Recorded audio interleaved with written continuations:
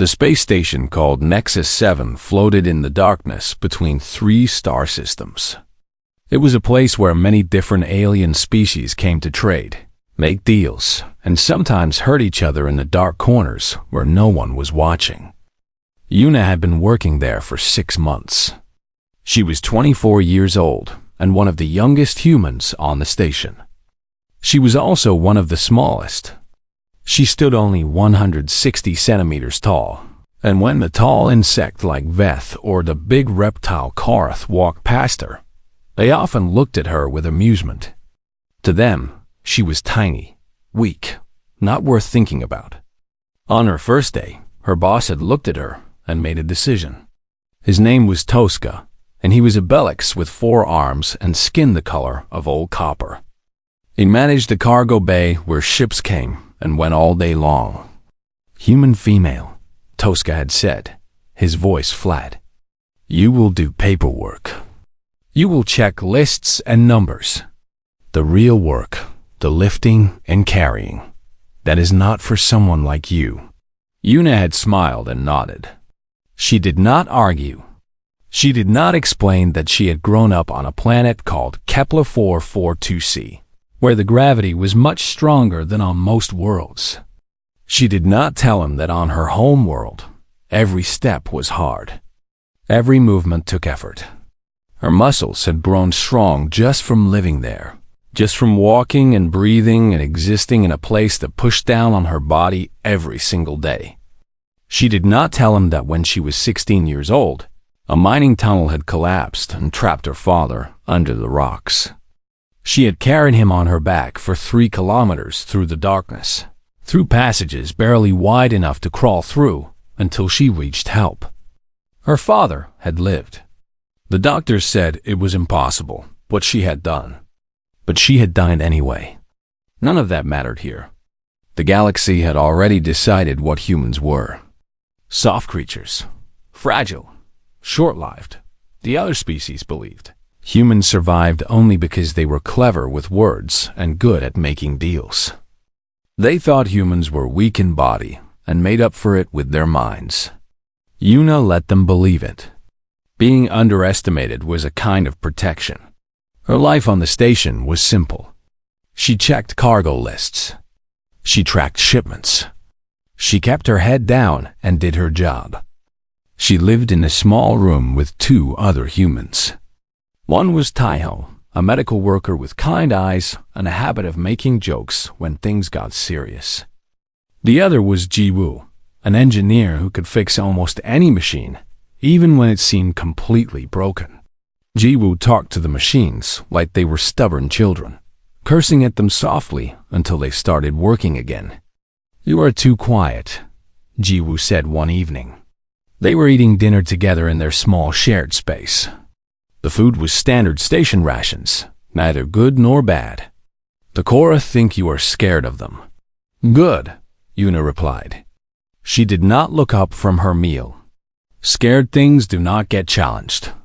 Scared things get ignored. That is what I want. Taiho raised an eyebrow. That is actually clever. Sad, but clever. What none of them talked about openly was the tension growing on the station. Everyone could feel it, like electricity in the air before a storm. The Korath and the Veth had been enemies for a very long time. They did not fight directly, not yet, but everyone knew it was coming. They fought through trade disputes and territory arguments and small insults that built up over time.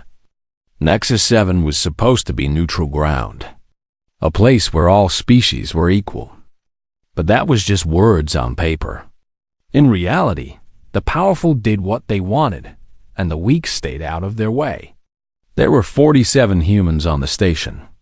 They worked small jobs, low positions, nothing important.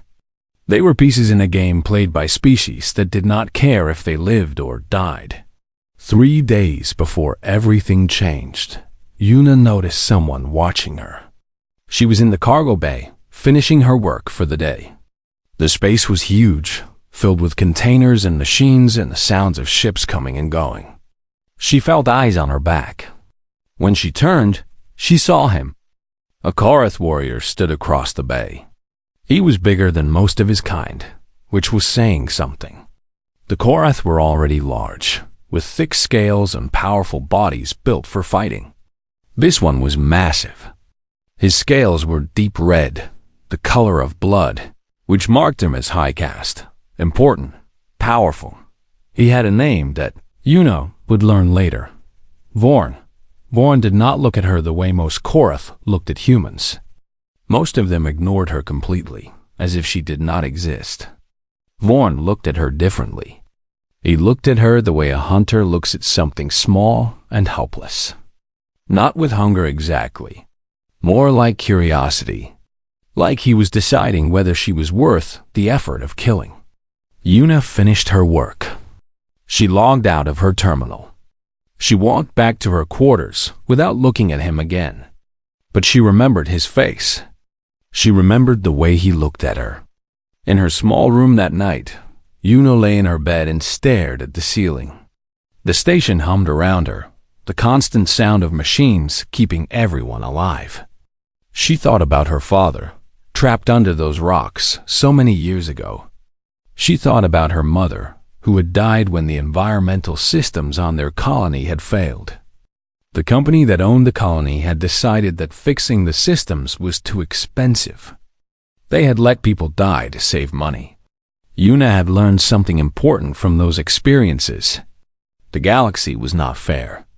The powerful did not care about the weak. If you wanted to survive, you had to be smart. You had to be patient. You had to pick your moments.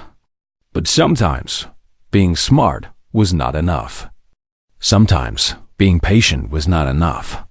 Sometimes, the moment picked you. Una closed her eyes and tried to sleep. In 3 days, everything would be different. In 3 days, the whole galaxy would learn something about humans that they had forgotten. But for now, she was just a small woman doing a small job on a station that did not care if she existed. For now. There was a viewing platform on level 12 of the station. It was one of the few places where anyone could go, no matter what species they were. The platform had large windows that looked out at the nebula that gave the station its name. 7 clouds of gas floated in space, glowing with colors that were hard to describe. Blue and purple and pink and colors that had no names in human language. Una went there during her free time. She usually went alone. It was quiet there, and quiet was hard to find on a station full of thousands of beings from dozens of worlds. She would stand at the railing and look at the nebula and let her mind go empty. It helped her think. It helped her breathe. She was standing there alone when Vorn arrived. He did not come alone. 2 of his guards walked behind him, large Korath warriors with ceremonial blades at their belts. The 3 of them walked onto the platform like they owned it. Like everyone else should move aside just because they were there. Human. Vorn said it was not a greeting. It was a statement. A label. A way of saying that she was less than him, that she did not deserve a name. Una turned slowly. In the dim light of the platform, Vorn's red scales looked almost black. His guards stood on either side of him, their hands resting on their weapons. They were not afraid of her. Why would they be? She was small. She was human. She was nothing. This platform is for all species, Una said. Her voice was calm. Station Regulation 7.4. Vorn made a sound that might have been a laugh. It was not a friendly sound. Regulations, he said. Human words on human paper. Rules that mean nothing to those with power. He stepped closer. I am Vorn of the Crimson Caste. I do not share space with prey animals. Behind him, Una could see that a small crowd had gathered at the entrance to the platform. 2 Veth stood there, their compound eyes reflecting the light. A group of Belix traders huddled together, looking nervous. And Taiho was there too, his face pale. He must have followed her here. He looked like he wanted to run to her, to pull her away, but he was frozen in place. I was here first, Una said quietly. I will leave when I am ready. Silence filled the platform. The nebula glowed outside the windows. No one moved. Then Vorn moved. He was fast. Much faster than something so big should be. His hand shot out and shoved her aside. It was not a punch. It was not even a real attack. It was the casual movement of someone brushing away an insect. Something beneath his notice. Something that did not matter. Una stumbled. She caught herself on the railing. Her heart was beating hard in her chest. Around her, she could feel everyone watching. Everyone waiting. Everyone expecting her to do what small things always did when confronted by something bigger and stronger. Run away. Accept it. Be quiet. The Korath had already turned his back on her. He was walking toward the window, toward the best view of the nebula. He had already forgotten about her. She was nothing. She was dismissed. Una, Taiho whispered from across the platform. His voice was tight with fear. Just go, please. It is not worth it. But Una was not listening. Something had changed inside her. Something old and cold had woken up. She thought about her father, bleeding in the dark. She thought about her mother, dying because some company had decided she was not worth saving. She thought about every time someone had pushed her. Every time she had made herself small. Every time she had swallowed her anger and walked away. She was tired of walking away. Una straightened her back. She took a breath. Then she walked toward Vorn. His guards saw her coming. They shifted, uncertain. This was not normal behavior. When a Korath warrior pushed someone, that person was supposed to stay down. They were supposed to accept their place. A human female approaching for more punishment was not something they had ever seen before. Vorn was standing at the window, looking out at the stars like he owned them. He did not notice her until she spoke. You touched me, Una said. He turned. His face showed confusion at first, then amusement. This tiny creature was still here? This prey animal was talking to him? And? He said, you should not have done that. Then she moved. What happened next would be watched by millions of beings across 17 star systems. The station's cameras recorded everything. Experts would study the footage for years. They would slow it down. They would measure every movement. None of them would quite believe what they were seeing. Una dropped her weight low. She planted her feet on the floor. She grabbed Vorn by his ceremonial belt and the back of his neck. Her hands found the right places, the places her body remembered from years of carrying heavy things on a heavy world. For one frozen moment, everyone on that platform watched a woman who weighed 52 kilograms hold a warrior who weighed 340 kilograms off the ground. Then she turned her body and threw him over the railing. Vor and fell. He fell past one level, past 2 levels, past 3 levels. He screamed as he fell, a sound of pure shock. The station's safety systems caught him before he hit the ground. Emergency gravity fields slowed him down and dropped him gently onto cargo netting far below. He was not hurt. The station was designed to prevent deaths from falls, but he had fallen. And he had screamed. And everyone had seen it. Una stood at the railing, breathing hard.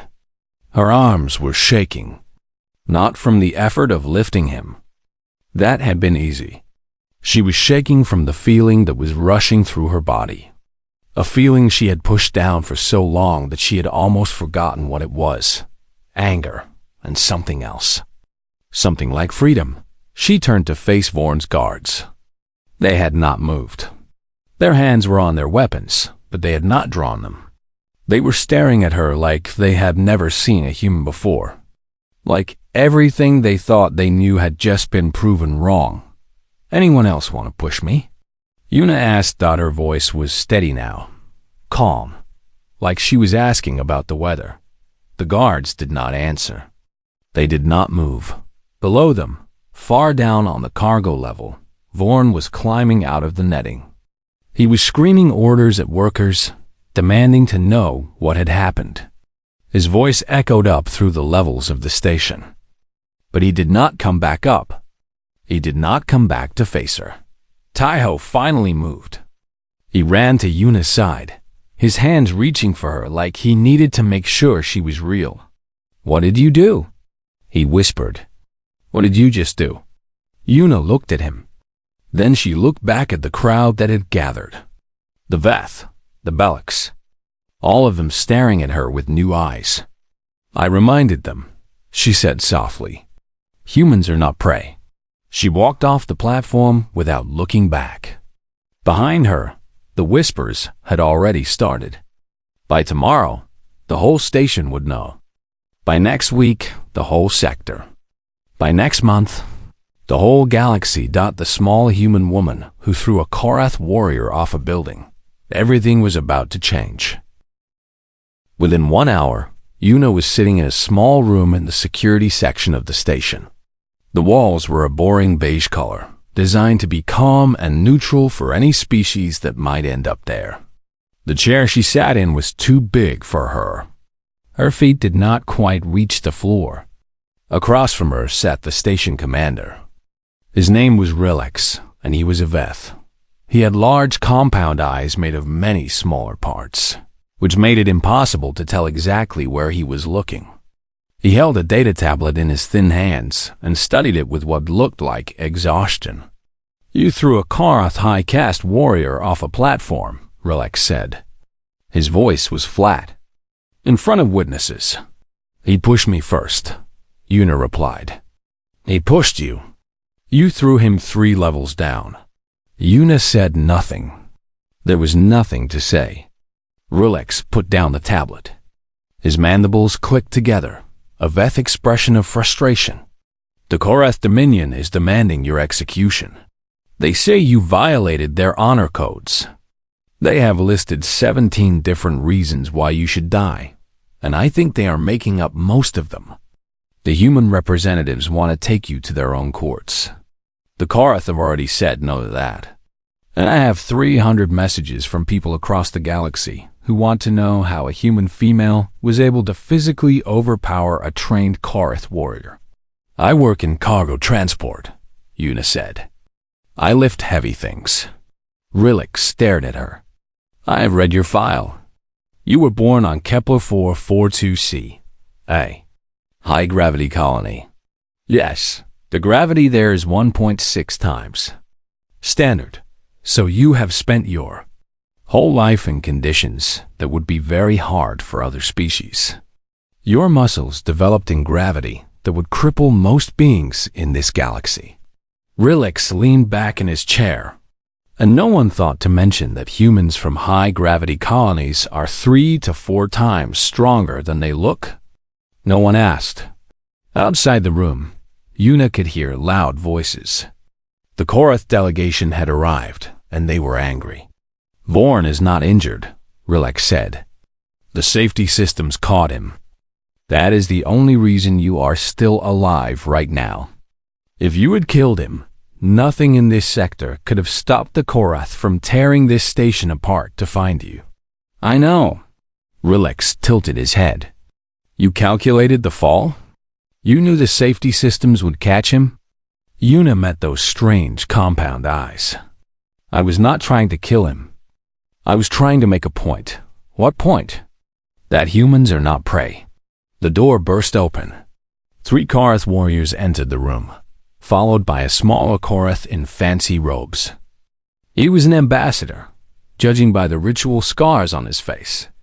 Behind them, looking terrified but refusing to leave, was Taiho. "This human attacked a warrior of the Crimson Caste," the ambassador announced. His voice filled the small room. "She will be given to us immediately. She is a citizen of the Earth Confederacy," Taiho said, stepping forward. His voice shook, but he did not back down. Article 9 of the Nexus Accord says that the Accords do not apply to prey species who forget their place. Interesting words. A new voice came from the doorway. It was calm and clear, and cut through the noise like a knife. Especially considering what this prey species just did to your warrior. Everyone turned to look. The woman in the doorway was human. She was older than Yuna, maybe 50, with gray hair mixed into the black.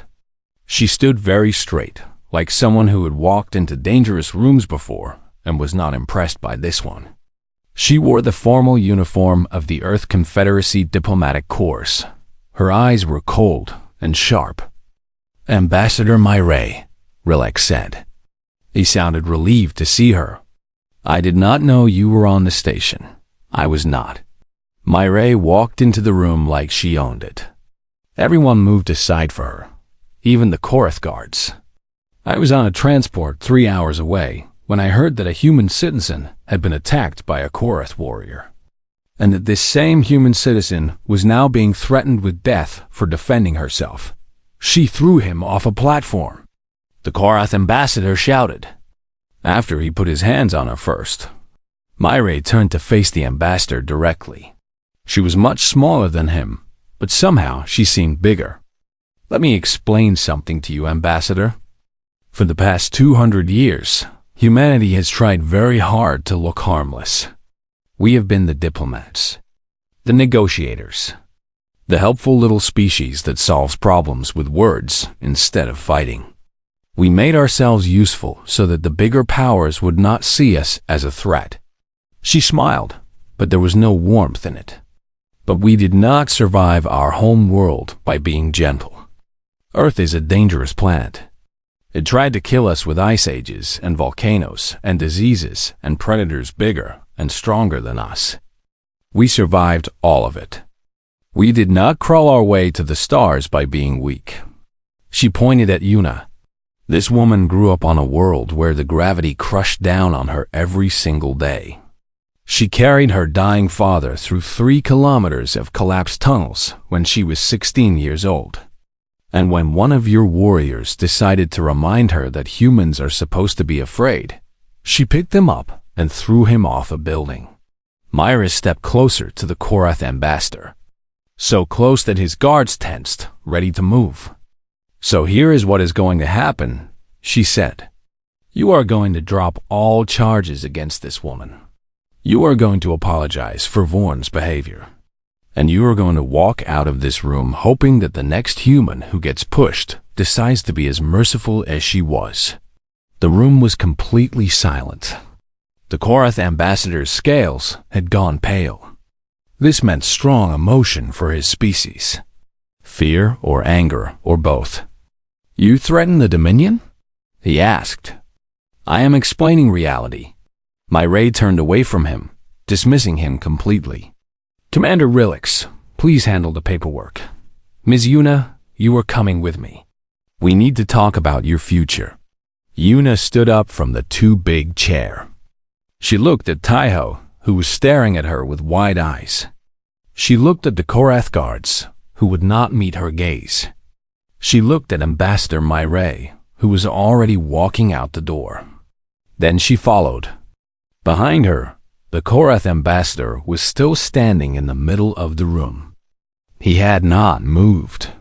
He looked like someone who had just discovered that the world was different than he thought, that the rules he believed in all his life were not as solid as they seemed. It was a look that many beings across the galaxy would be wearing in the days to come. The small human who threw a warrior off a platform. The prey animal that fought back. Everything was changing. And it was only the beginning. Ambassador Marie's office was on level 3, in a part of the station Yuna had never been allowed to enter before. The walls were covered with screens showing information from a dozen star systems. The desk was buried under piles of diplomatic messages in many different languages. Everything about the room said that important work happened here. "Sit," Myray said, and Yuna sat. "I am probably fired from my job," Yuna said. "From the cargo position?" "Yes, certainly." Myray took a bottle from her desk and poured amber liquid into 2 glasses. "Drink this. It is from Earth, real Earth, not one of the colonies." Yuna took the glass but did not drink. What happens to me now? Myra sat down in her chair and looked at Yuna for a long moment. Her eyes were measuring, calculating. That video of you throwing Vorn has been watched more than anything else in the past day. 17 star systems. 400 languages. The Belics are calling you. The Small Storm. The Veth have added new information to their science records about human muscles in different gravity conditions.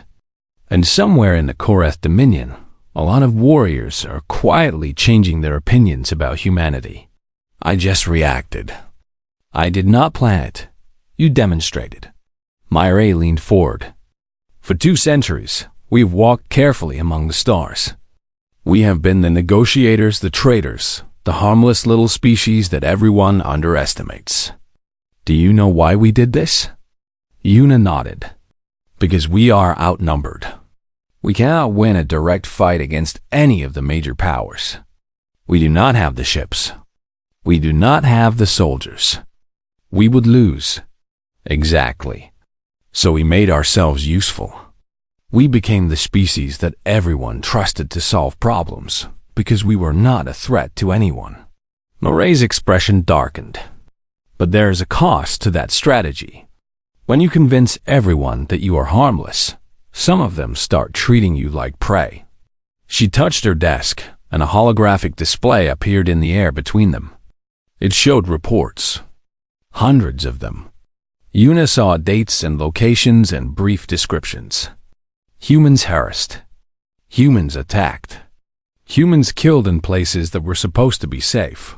We do not report most of these publicly, Myra said. We handle them quietly. We use diplomacy, because any show of force might start the war we have spent 200 years trying to avoid. So why are you telling me this? Because you just changed everything. Myra waved at the screens around them. That video is not just entertainment. It is a message. Every species in this sector watched a small, unarmed human female physically dominate a Koreth warrior. They are all asking the same question now. If she can do that, what else have the humans been hiding? Yuna finally took a drink from her glass. The alcohol burned her throat in a pleasant way. What have we been hiding? Myra laughed. It was a soft sound, almost sad. Nothing. That is the beautiful thing.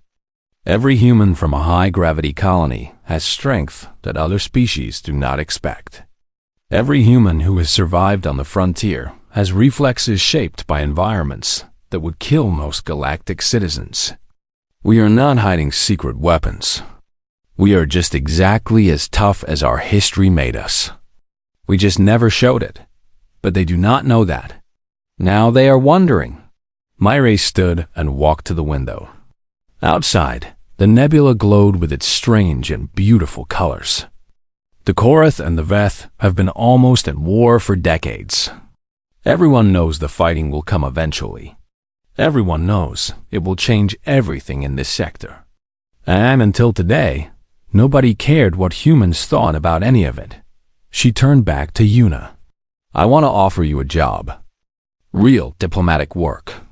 The kind that needs someone who can walk into a room full of predators and make them think twice about their assumptions. Yuna shook her head slowly. I threw a man off a building. I am not a diplomat. You threw a bully off a building. In front of witnesses. Without killing him. And you walked away without a scratch. Marie's eyes were bright. That is not violence. That is a very carefully delivered message. That is exactly what diplomacy needs sometimes. Yuna thought about her small room on the cargo level. Her boring job checking lists and numbers. The careful invisibility she had built around herself for protection. Then she thought about Vorn's face as he fell.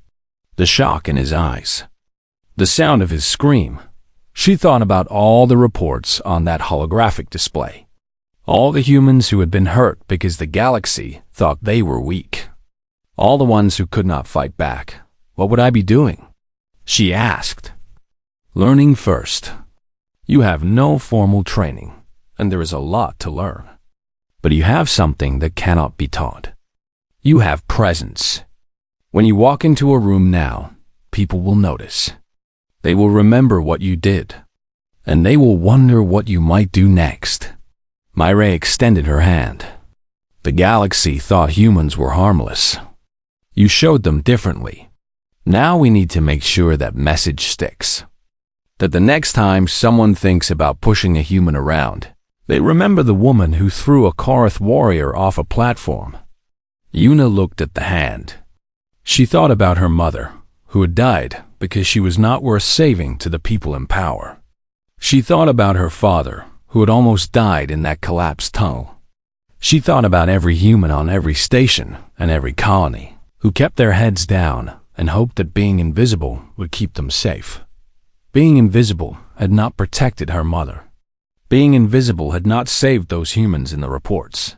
Maybe it was time to try something different. Yun took Moray's hand and shook it. Good, Myra said. She was smiling now, a real smile. The Korath ambassador is filing protests, but they will go nowhere. Commander Rilix has officially ruled that you acted in self-defense, and the human delegation is treating you like a hero. I do not feel like a hero. Heroes never do. Myra walked back to her desk and began organizing the papers there. Go get some rest. Tomorrow we start your training. There's a lot of work to do, and not much time to do it. The balance of power in this sector is shifting, and humanity needs to be ready. Yuna stood up. She walked to the door, then stopped and turned back. Ambassador Myra, why did you come? You were 3 hours away. How did you get here so fast? Myra did not look up from her papers. I was not 3 hours away by accident. I have been watching the Korath on this station for months. Vorn, especially. I knew something would happen eventually. I just did not know it would be you. You were waiting for someone to fight back. I was hoping someone would. I was ready to help when they did. Now Myra looked up, and her eyes were intense. The galaxy thinks humans are weak, Yuna. They have thought that for 200 years. One video will not change everything, but it is a start. And every change has to start somewhere. Yuna nodded.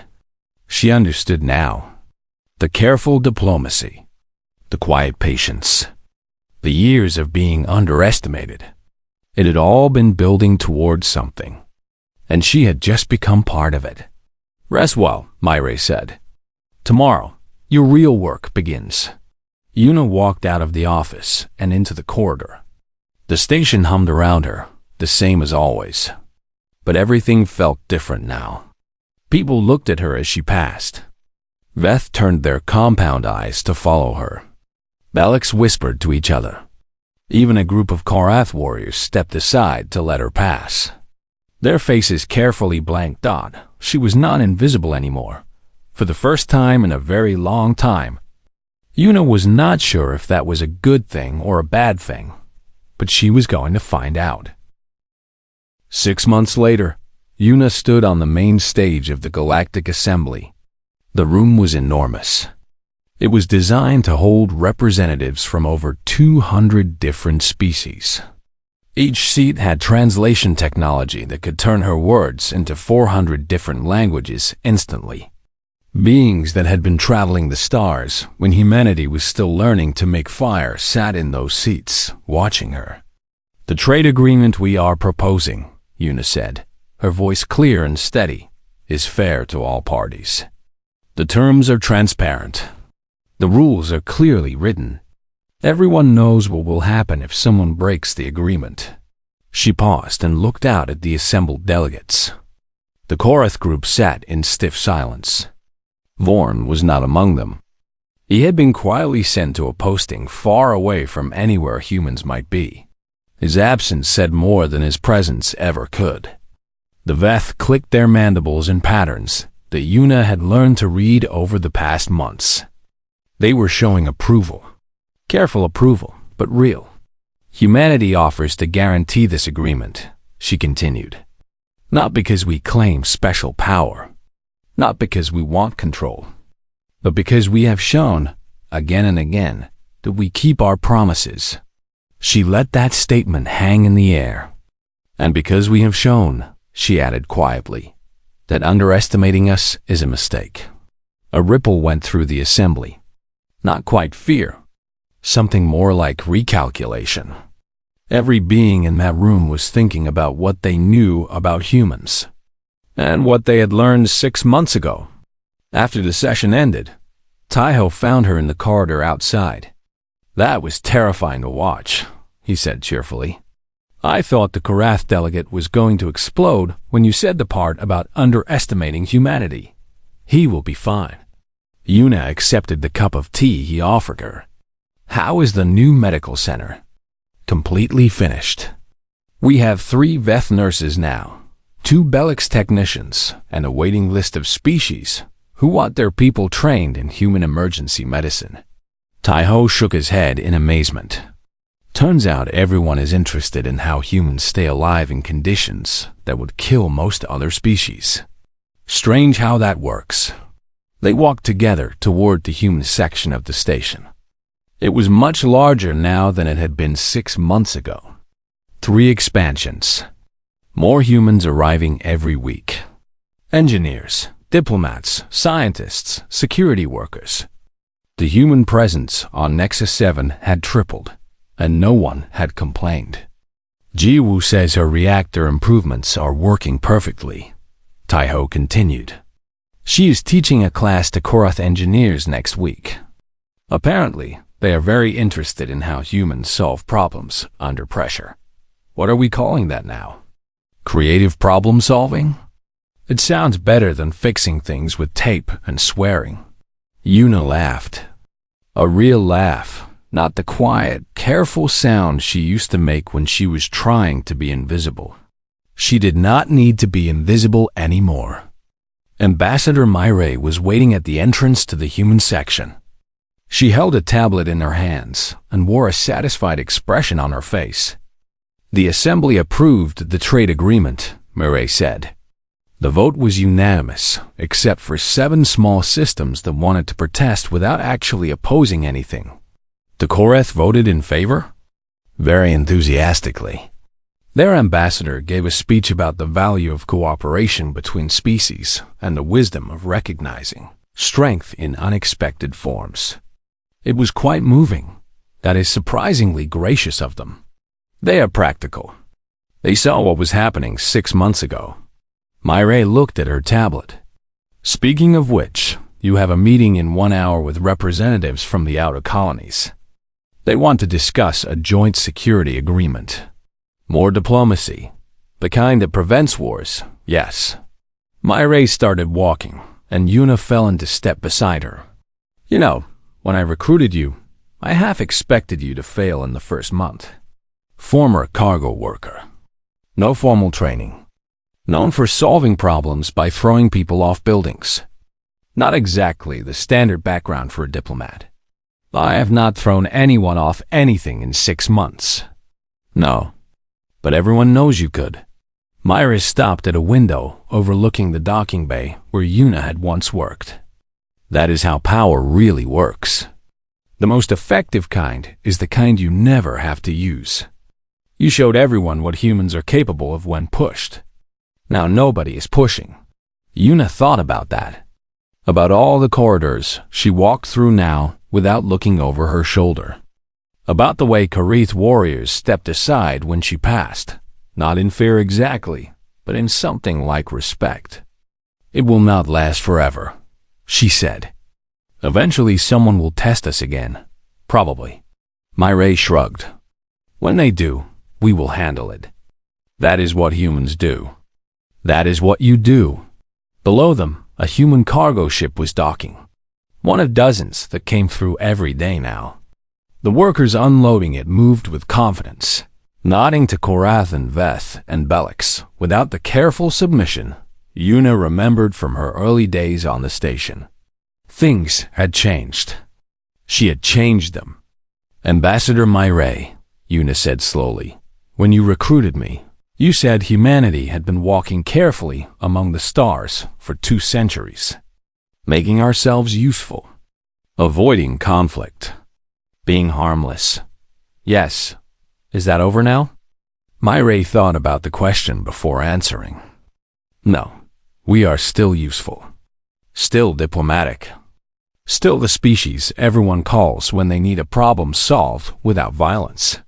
She turned to look at Yuna directly. But now they also know that when violence comes to us, we do not break. We do not run. We pick it up and throw it off a platform. She smiled, and for once there was warmth in it. The galaxy spent 200 years believing humans were weak, soft, prey. They built their understanding of us on that belief. They made plans based on it. They treated us accordingly. She gestured at the busy docking bay below, at the human workers moving freely among species that had once looked down on them. Now they are rebuilding that understanding.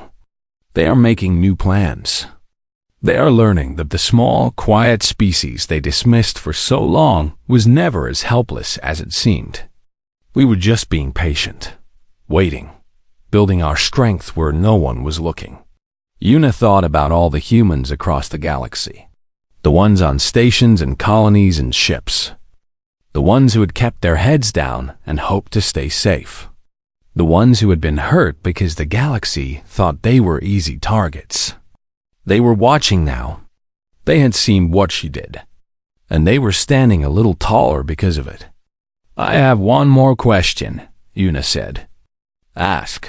That day on the viewing platform, when I threw Vorn, I did not think about it.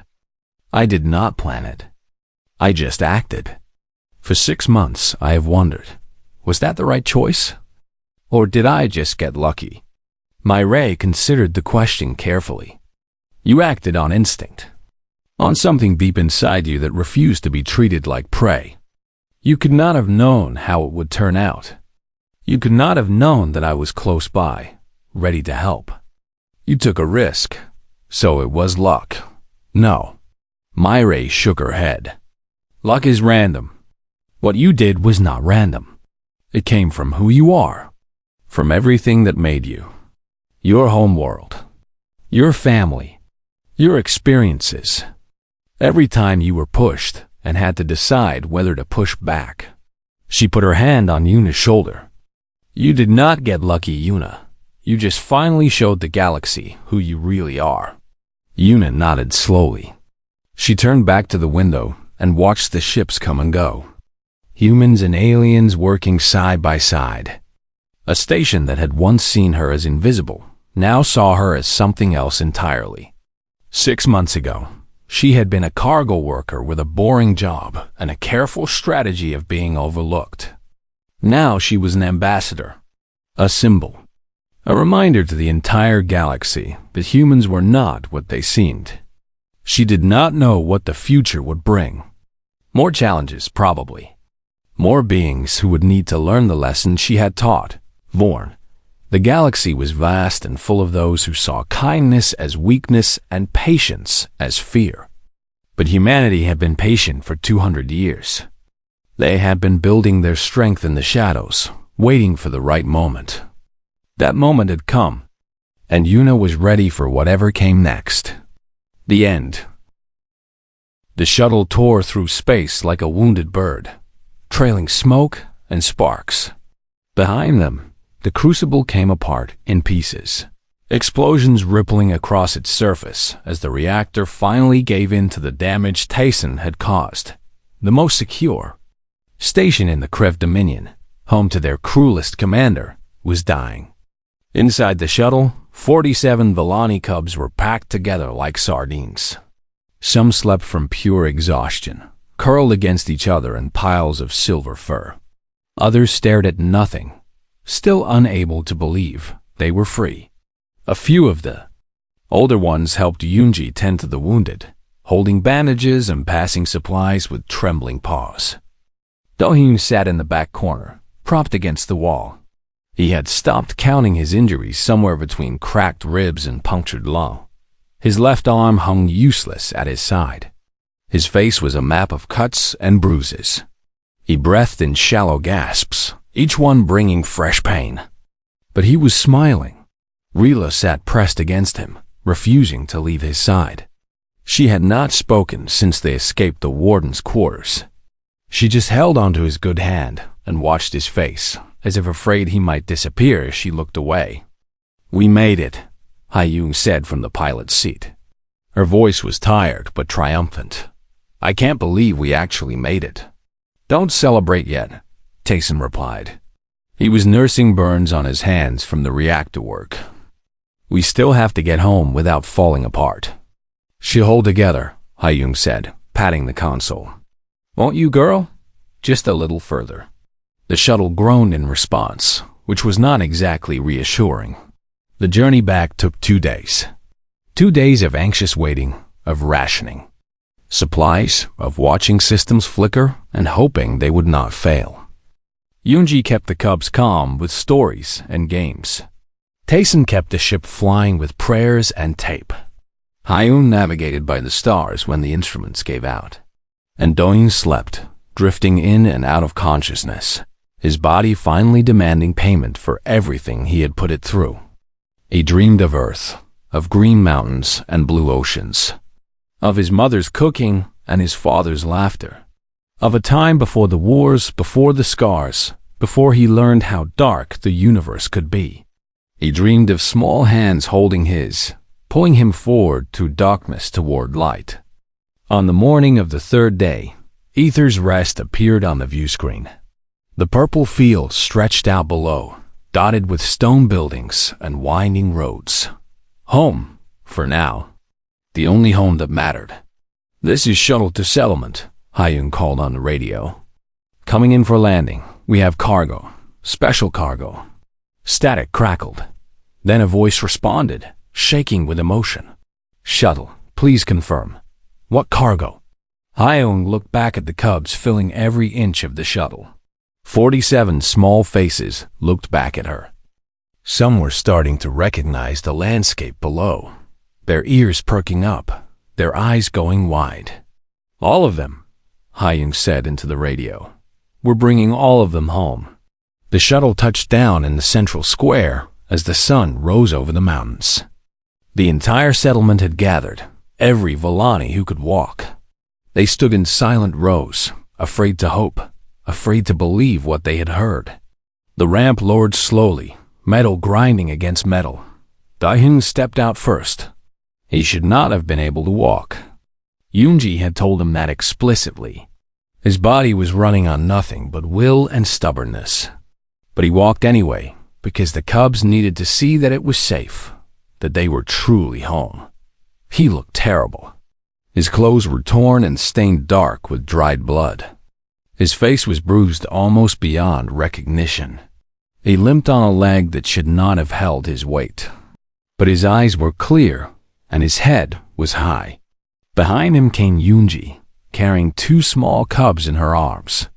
Then Tayson, with 3 more clinging to his back like he was a climbing tree. Then Hyun, leading a line of cubs by the hand, counting them as they descended the ramp. And then came the rest. Cubs pouring out of the shuttle in waves, blinking in the sunlight, looking around at the familiar purple fields and stone houses. Looking for their families, 47 cubs, all of them. The Volani did not move at first. They could not. For 3 generations, they had watched their children taken and never returned. This was the way of things. This was the law of the universe. You did not fight the Dominion. You did not challenge the Crucible. You accepted your losses and survived. But here were their children, standing in the morning light, alive and whole. Rila broke from the group and ran toward the crowd. "Mama! Mama!" Elder Savannah fell to her knees and caught her daughter.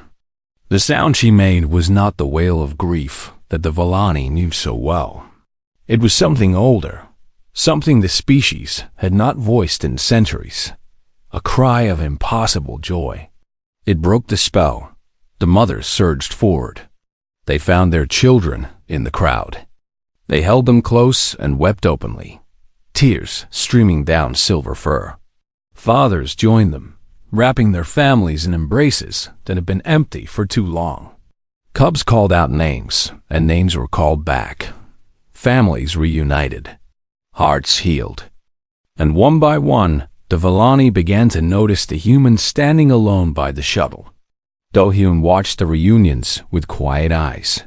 He leaned against the ramp for support, his body screaming at him to collapse, but he wanted to see this. He needed to see this. After everything, after all the blood and pain and impossible odds, this was what mattered. This was why. The mothers approached him. First one, then another, then dozens. They fell to their knees before him, pressing their foreheads to the ground. In the deepest gesture of gratitude their culture knew. Some touched his feet. Some whispered words in the old language that had no translation. All of them wept. Do-hyun shifted uncomfortably. "Please," he said, his voice rough with exhaustion. "Please stand up. You don't need to do this. I couldn't leave them." Elder Savannah rose and faced him. Tears still fell from her golden eyes, but her voice was steady. "Why?" she asked. "You are not one of us. You owed us nothing. You faced certain death. Why did you do this?" Do-hyun looked at her, then at the cubs, now playing in the square like the nightmare had never happened. Then at his crew, battered and exhausted but smiling as they watched the families reunite. "Because that's what humans do," he said simply. "We carry each other home." Savannah stared at him for a long moment. Then she did something that no Vellani elder had done to an outsider in recorded history. She bowed her head and pressed her forehead against his chest, directly over his heart. "Then you are one of us now," she whispered. "Now and forever. Your name will be carved in our sacred stones alongside our greatest heroes. Your story will be told to every cub born on this world for 1,000 generations. When they ask who came for the lost children, we will tell them it was the human called Do-hyun. It was the human who would not stop. It was the human who taught us that hope is not foolishness, that courage is not waste, that love is worth any price." Do-hyun's legs finally gave out. He would have fallen, but a dozen hands caught him. Vellani hands, small and large, holding him up. They carried him toward the medical building, surrounding him with warmth and care. Rila walked beside him, her small paw wrapped around his finger. "Will you stay?" she asked. "When you're better? Will you stay with us?" Do-hyun closed his eyes. He thought about the stars, about other worlds under Krev's shadow, about other children waiting for someone to come for them. "For a while," he said, "but then I have to go." "Why?" "Because there are other cubs out there, other families, other people who think no one will help them." He managed a tired smile. "Somebody has to show them they're wrong." Rila nodded seriously. "Then I'll come with you when I'm big enough. We'll see." "I will. You'll need someone to watch your back. You're not very good at it yourself." Despite everything, Do-hyun laughed. It hurt his ribs terribly. He did not care. The Vellani would remember this day. They would tell stories of the humans who defied an empire for children that were not their own. They would carve Do-hyun's name in stone and speak it with reverence. In time, other species would hear the tale. Other worlds would learn what humans were capable of when innocent lives hung in the balance. The Krev Dominion would learn too. They would learn that there were beings in the galaxy who did not accept their law of cruelty. Beings who would come for the taken, fight for the helpless, and carry the lost back home no matter the cost.